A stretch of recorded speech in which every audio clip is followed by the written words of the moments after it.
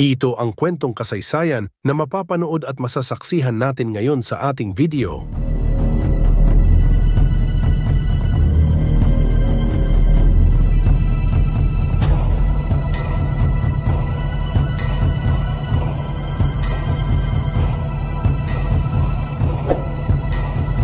Ang lalawigan ng Marinduque ay isang lalawigan sa rehiyon ng Mimaropa, Mindoro, Marinduque, Romblon at Palawan sa Pilipinas.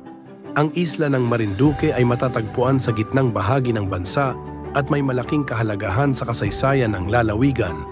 Bago dumating ang mga Kastila, ang Marinduque ay bahagi ng mga nasasakupan ng mga katutubong pangkat tulad ng mga Tagalog.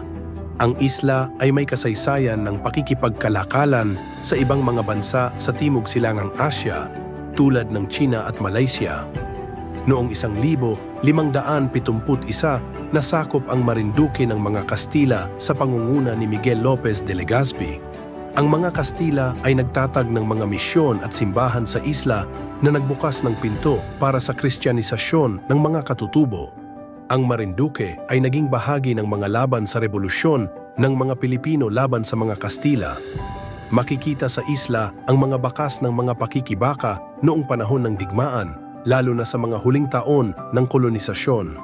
Pagkatapos ng digmaang Pilipino-Amerikano, naging bahagi rin ang Marinduque ng mga laban sa ilalim ng pamumuno ng mga Amerikano. Noong ikalawang digmaang pandaigdig, ang Marinduque ay nasakop ng mga Hapon. Nang matapos ang digmaan, nakabalik ang mga Pilipino at nagsimula ang muling pagpapalakas ng komunidad. Sa kasalukuyan, ang Marinduque ay isang tahimik ngunit makulay na lalawigan na kilala sa mga natural na tanawin at makulay na kultura. Ang pinakamahalagang selebrasyon sa isla ay ang Moriones Festival, isang pagdiriwang na ipinagdiriwang tuwing mahal na araw at nagtatampok ng mga parada ng mga kalalakihang nakasuot ng maskara at kasuotan ng mga Romano. Ang Marinduque ay may mahalagang papel sa kasaysayan ng Pilipinas mula sa kanyang mga kolonyal na nakaraan hanggang sa pagiging sentro ng kultura at relihiyon sa rehiyon.